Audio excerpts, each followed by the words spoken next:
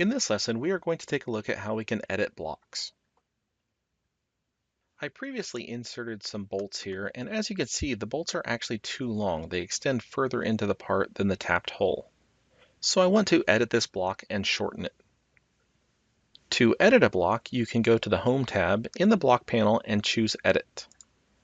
Then select the bolt that you want to edit. Then click OK. Alternatively, for most blocks, you can double-click on them. So I will just simply double-click on one of these bolts. As you can see, it's already highlighted in the list here. Then I can click OK.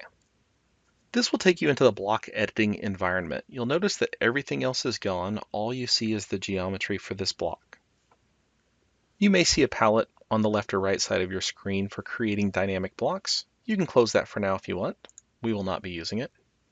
We're actually inside the bolt block now, so I can see that it's all made up of the separate lines and arcs that were originally drawn to create it. I can now use any modify command. I can draw lines, erase them, whatever I want to do.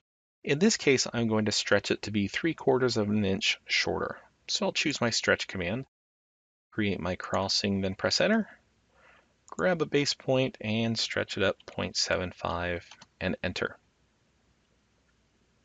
I'm going to go ahead and close my block editor and choose to save the changes.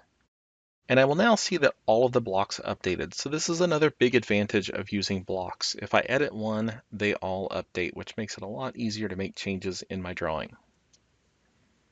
To recap, we can enter the block editor by choosing the edit command, or we can double click on most blocks.